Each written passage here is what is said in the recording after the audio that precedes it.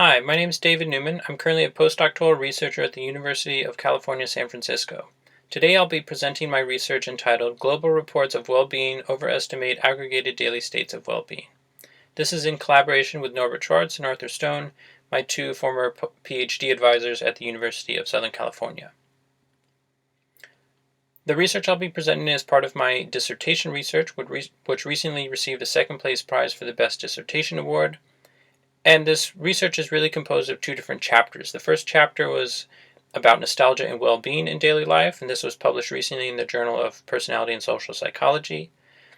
And the second chapter was published recently in the Journal of Positive Psychology. And I list both of these references in case you're interested in reading more about these particular papers.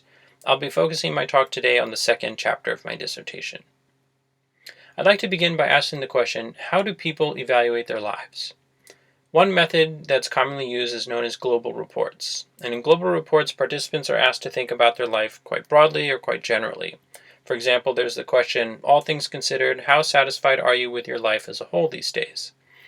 When people think about these types of things, they think about the peak experiences or the highly memorable experiences of their lives, such as their wedding day perhaps, or they might think about their career success or where they are right now. They might also think about recent experiences like a vacation that they went on. Another way to evaluate someone's life is to use aggregated states. And in this method, participants are asked questions at various different points in their lives. So for example, participants might be asked the question on a Monday, how satisfied were you today? And this question might be repeated on Tuesday and then again every day later in the week. If you were to aggregate their responses, you could come up with a way of characterizing their life as a whole, assuming that you have a somewhat random and representative sample of days or time points of the participant's life.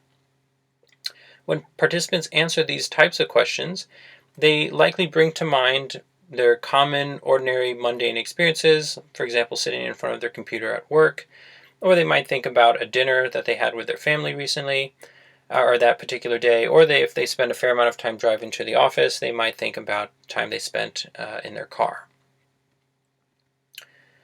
So the goal of this present research was to compare these two different types of methods that people use to evaluate their lives. I wanted to compare the averages, and I also wanted to examine the effect of the order of completion. So next I'd like to talk a little bit about the processes that are involved in these different methods of global reports and aggregated states. In global reports, people rely on chronically accessible and temporarily accessible information, and they perform a confirmatory search of the target judgment. So if participants are asked about their life satisfaction, they'll try to think of instances that would make them think that their lives are they're very satisfied or not so satisfied with their lives. These types of questions are influenced by peaks, that is the memorable experiences, and also by the ends, that is the recently occurring events. Aggregated states, in contrast, are influenced by the present situation or the present day. It does not require extensive recall, and it minimizes heuristics and biases involved in extensive recall. It's also important to note that these aggregated states may not predict future behavior or intention well. That is just to say that these two different methods have their own different strengths and weaknesses. One is not inherently better than the other. They tend to involve different processes, and they can predict future behaviors and intentions in different ways. Previous research has supported the process that I've just outlined, and I'll just highlight a couple of studies. Well, the first one is a spring break study conducted by Wirtz et al. In 2003. And for the spring break study, they asked participants to make a prediction about their well-being during spring break. And then during spring break, they received notifications on their phone at different times asking them how much they were enjoying their spring break. They then also asked participants to make retrospective judgments about their spring break and to recall how happy they were during the spring break. And what they found was that their online experience was not nearly as extreme as their recollection or their retrospection of their vacation. So here, for their overall subjective experience, that is how much they enjoyed it, they remembered it as being more satisfying and more enjoyable than it was during the actual vacation itself. They found a similar pattern for positive affect as well, for how happy they were feeling. And it's important to note that they also found the same pattern for negative affect. So this suggests that when people are going about their daily lives, or if they're going about their spring break, there's lots of ordinary mundane experiences that tend to get forgotten when people reflect on it at some future time. Research so far has compared recall with specific experiences with aggregated online states, and some research has compared the recall of non-specific periods of time collected with ecological momentary assessment with the aggregated online states.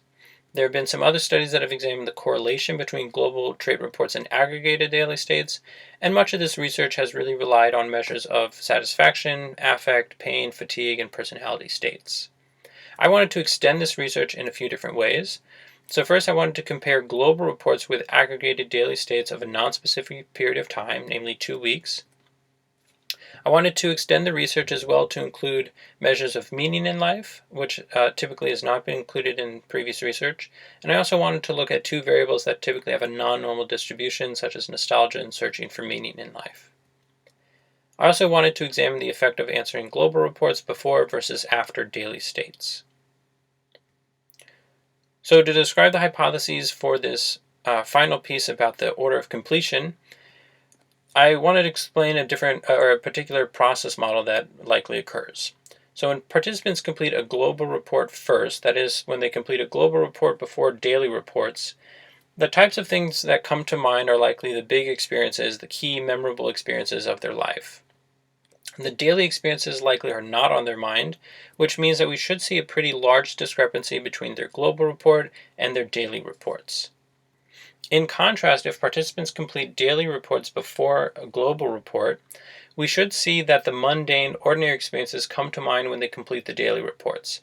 And these should be more highly accessible and they should be on the participant's mind to a greater extent than when they complete the global report, which means we should see a smaller discrepancy between the global report and the daily reports. So to test these hypotheses, I conducted a daily diary study with 244 undergraduate students, and I actually aggregated across 2 different semesters because the procedures were very similar, and I ended up with roughly 3,000 daily reports. I randomly assigned participants into one of 2 groups. So participants completed, in one group they completed global well-being questions, whereas in the other group they only completed demographics. Then they all completed their daily reports about their daily well-being. And then afterwards they completed a questionnaire again. This time the group that had not received the global well-being report did receive it in the follow-up. So this ensured that half the participants completed the global well-being reports before the 14-day daily diary period, and half the participants completed it afterwards. I used measures of satisfaction with life, an affective circumplex that distinguishes valence and arousal, meaning in life, both the presence and search, and also nostalgia. And the daily items were reworded versions of the global reports, and the response scales were matched. So for example, for a global report of meaning in life, the question was, my life is full of meaning, and the response scale ranged from absolutely untrue to absolutely true. For the daily report, the item was reworded to make sense for the daily administration. For example, my life today was full of meaning, and the response scale remained the same, which allowed me to compare the means of these 2 responses. So I'll present the results to you. I'll start with nostalgia. And the first thing that you'll notice is that the global report, indicated by the red bars, were higher than the daily means, indicated by the blue bars. So we see a clear main effect, and we also see a significant interaction, such that the discrepancy between the 2 reports is stronger among those who completed the global question first. So this is in line with our prediction, with our hypothesis, that when people complete the global question first, the daily experiences are not on their mind, so we should see a large difference between the 2. We found a very similar pattern for all of the other variables, and I'll just go through those a little bit. So for searching for meaning in life, we see that the same pattern is true. For positive activated affect, that is feelings of excitement, enthusiasm, happiness, we also see the same thing, although the interaction isn't significant. For positive deactivated affect, that is feelings of peacefulness and calm, we find the same pattern as well. Likewise for negative activated affect, that is feelings of stress, tension, anxiety. Negative deactivated affect, feelings of sadness and depression. Presence of meaning in life, we find the same sort of pattern, although the interaction isn't quite significant. And for satisfaction with life, we actually find the interaction in the opposite direction, but we still see the main effect, namely that the global reports are higher or stronger than the daily means. So to come back to our hypothesis, we mentioned that when people complete the global reports first, we should see this large discrepancy, which is what we typically found. And this should also mean that we see a weaker correlation between the two. Whereas when participants complete the daily reports first, we see that the discrepancy between the two is smaller, which should also mean that we see a stronger correlation between the two. So what I've presented here are the correlations between the peak states and the global reports across conditions, and I have the different dependent variables on the left column. And in this column here for the global reports first, these are the participants who complete the global report first, and then in this column over here we have the daily reports first. And you can generally see that the correlations in this column are stronger than the correlations in the global first column. So we see that that's the case for positive activated affect and positive deactivated affect. It's actually in the opposite direction for the negative affect variables, but again for the remaining variables, satisfaction with life, presence of meaning in life, searching for meaning in life, and nostalgia, we all see that these correlations are much stronger. So we'll see a similar pattern as well when we look at the last 3 days and the global reports. Correlations are all the differences between the correlations are all very weak for affect, but they tend to be much stronger for the variables down here, satisfaction with life, particularly stronger for searching for meaning in life and nostalgia. And then finally, when we look at the correlations between the daily averages and the global reports across conditions, we again find a similar pattern.